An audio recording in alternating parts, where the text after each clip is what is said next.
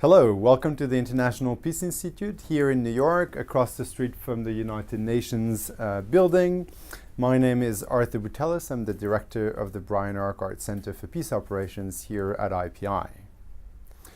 This short 10 minutes video is meant to summarize the state of UN reform and highlight some of the recent development in the field of UN peace operations. My presentation today is based on the research and convening we do here at the International Peace Institute, including this report, which is a scorecard on UN reform that came out at the end of last year and which we are in the process of updating. Before getting into this, let me start by providing a bit of background about UN peace operations, which have evolved considerably over the past 70 years to become the most visible activity of the UN. UN peace operations range from small ceasefire monitoring and political missions to larger, complex, multi-dimensional peacekeeping operations. They've reached an all-time high with 120,000 UN personnel, military, police, and civilians deployed in 16 peacekeeping missions and an annual budget exceeding $8 billion. There are another 12 field-based special political missions, and the US are the largest financial contributing, paying approximately 28.6% of the total budget of peacekeeping, followed by China 10.3%, Japan 9.7%, and Germany, France, and the United Kingdom all around 6% of the budget. Uniform contributions, troops, and police to peacekeeping have also evolved over time. After a first short-lived spike in European contribution in the early 1990s, the second peacekeeping boom of the years 2000 that continues to this day has been largely led by countries from Asia and Africa. Although some high-capability Western TCCs have recently come back to the UN in missions such as MINUSMA in Mali. With the growth of UN peace operations and changes to the environments in which they operate came many challenges. Many question whether peace operations are fit for purpose to respond to the growing complexity of some local and regional conflicts. The fluctuating consent of host country government, assertive regional organization wanting to play a greater role in the maintaining peace and security in their own region, the spread of terrorism, violent extremism, and transnational organized crimes are some of these challenges. It is in this context that former Secretary General Ban Ki-moon, late in his second term in office, appointed a high-level independent panel on peace operation known as the HIPO, to carry out the first major peace operations review in 15 years, since the Brahimi report, which came out in year 2000 and had followed some major peacekeeping failures of the 1990s in Rwanda and the Balkans. In June 2015, the HIPO released its report, which put forward 166 recommendations and called for 4 essential shifts. First, politics must drive the design and implementation of UN peace operations. Second, the full spectrum of UN peace operations must be used more flexibly to respond to changing needs on the ground. Third, a stronger, more inclusive global regional peace and security partnership is needed. And fourth and lastly, the UN Secretariat must become more field-focused and peace operations must become more people-centered. The HIPO report was followed in September 2015 by a report of the Secretary General on the implementation of the HIPO recommendations, but no formal progress report has been produced since. And while many recommendations have been acted upon, a number of observers continue to see the glass as half empty, as the essential shifts called for by the HIPO are not yet in evidence. It is also important to note that there has been so far no formal resolution endorsing the HIPO, nor a formal request from member states for the SG to report on progress in implementing HIPO recommendations. So what is the state of UN peace operations reform today? Well, this is a good time to ask the question, since we are coming up to the 2-year anniversary of the HIPO report that came out in June 2015. First of all, it is important to note that much of the recent debate on peace operation reform has been structured around the recommendations put forward by the HIPPO and the 4 shifts it called for. Second, although the HIPPO was not a member state-initiated process, at the difference, for instance, of the peace building architecture review, it has benefited from a large input by member states, and most of its recommendations continue to enjoy member state support. This was demonstrated again during the April 6 Security Council debate, with a large number of member states calling for HIPPO recommendations to be implemented. Third, there was concern that the momentum created by the HIPPO would wane after SG Ban's term. This has not happened, and SG Guterres, since taking over the United Nations, confirmed his commitment to HIPPO, and at the April 6 Security Council debate announced 9 priority areas for reforms, which are largely based on HIPPO recommendations.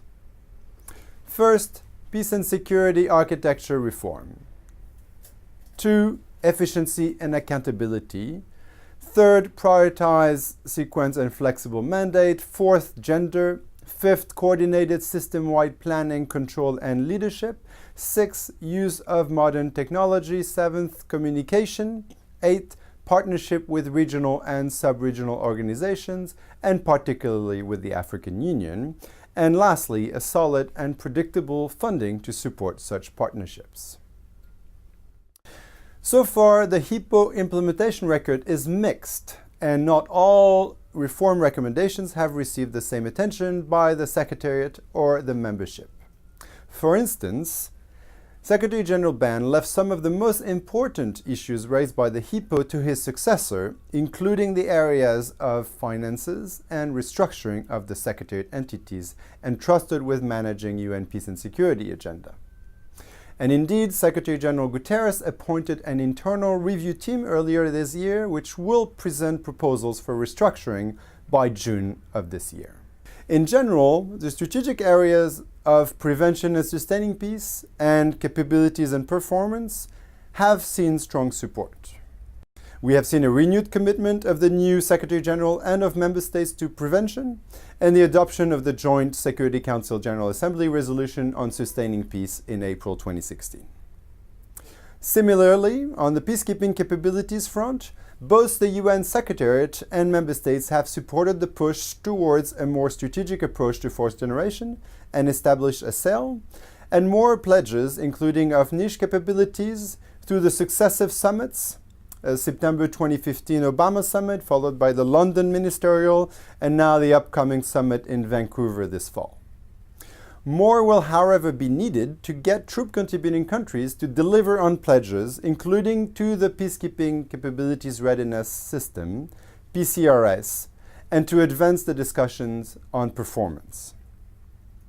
Some strong messages have also been sent on leadership and accountability, and Secretary General Guterres has made gender parity in senior appointments a priority of his. Other areas have had a more mixed record, including the primacy of politics.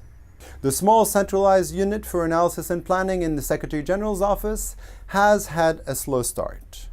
Council members have attempted to prioritize and sequence some mission mandates when they came up for review, but these actions have yet to translate into commitment to politics guiding the conduct of peace operations. The Global Regional Partnership has also seen limited progress to date, with the focus having been largely on the need for predictable financing for African Union operations. But here again, Secretary General Guterres has made it a priority, when meeting heads of states in Addis Ababa at the AU Summit in January and meeting the AU Commission chairperson, Moussa Faki, in April. Lastly, on the issue of field focus and people-centered operations, despite some progress made by the UN Secretariat, much remains to be done. In general, while discussion in the Security Council, the General Assembly, the Special Committee on Peacekeeping Operation known as C34, as well as the Fifth Committee, the Administrative and Budgetary Committee, have contributed to building momentum around the recommendation of the HIPPO, the membership remains divided on a number of critical issues, including the issue of sovereignty as it relates to host country consent, protection of civilians, the use of force, intelligence, etc. Some important discussions of key HIPPO recommendations also took place outside of formal intergovernmental bodies, notably in the informal Friends of HIPPO group of permanent representatives of member states here in New York, set up by Ethiopia, Norway, and the Republic of Korea, a group that continues to meet regularly. Also, it is important to note that in addition to a new Secretary General at the head of the UN, there have been many new senior appointments at the Department of Peacekeeping Operations, starting with a new head under Secretary General Jean-Pierre Lacroix. The military advisor, the police advisor, the Assistant Secretary General for Rule of Law and Security Institution, and the Chief of Staff are all new as well. This could help infuse energy to drive change internally. So where are we going from here? Well, the beginning of 2017 has been marked by the threat of US funding cuts to the UN in general and to peacekeeping in particular. But some have argued that this questioning of peacekeeping performance could paradoxically provide more impetus for reform. The prospect of peacekeeping transitions in Haiti, Côte d'Ivoire, and Liberia, the first peacekeeping missions to close since the mission in Timor-Leste ended over a decade ago, could also help sending the message that exit strategies leading to sustainable peace are possible. At the April 6, 2017 Security Council thematic debate on peacekeeping, organized under the US presidency, Ethiopia announced its intention to host a high-level open debate at the level of heads of state during the high-level week, which coincide with its council presidency in September 2017, with a view to facilitating serious discussions on implementing HIPPO recommendations and chart the best way forward. By then, the SG's internal review team on the restructuring of the UN Secretariat Peace and Security Architecture will have released its proposals. We will also know more about the management reform that the Secretary General has initiated. This will be a good opportunity to ask the questions whether and how the various restructuring proposals could help achieve the 4 shifts that the HIPPO called for and make peace operations more fit for purpose. In conclusion, we must remember that change does not happen easily at the UN. Process matters and expectations should be managed. It generally requires a clear vision articulated by the Secretary General himself, buy-in from the UN Secretariat to overcome some bureaucratic hurdles, and support from a broad range of member states, those who pay and those who mandate, of course, but also those who provide the uniformed personnel on the ground.